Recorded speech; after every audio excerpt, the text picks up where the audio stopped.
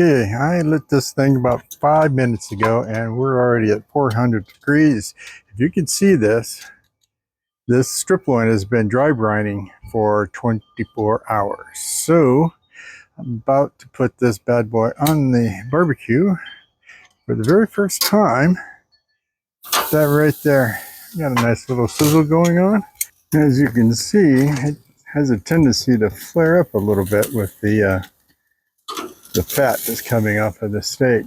And I didn't have it like halfway, this way and this way. I had it about this way, and this half done real nice.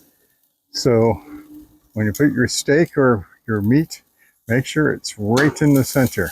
That's my recommendation. Okay, I think our temperature is about right. I turn that over. See, putting that in the center gave myself a nice little even cook right there. That, my friends, is going to be a beautiful steak. Well, it is a beautiful steak, but I like this little action here.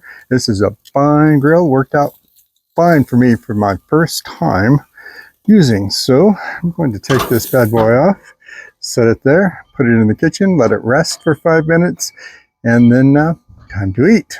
Here's what I find great about this grill right here.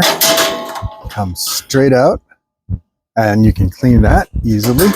And then this flange here, let me put this down. This flange comes out rather easily as well, and cleans, and then you can put it right back in there and put this back together and just lickety split, and there you go.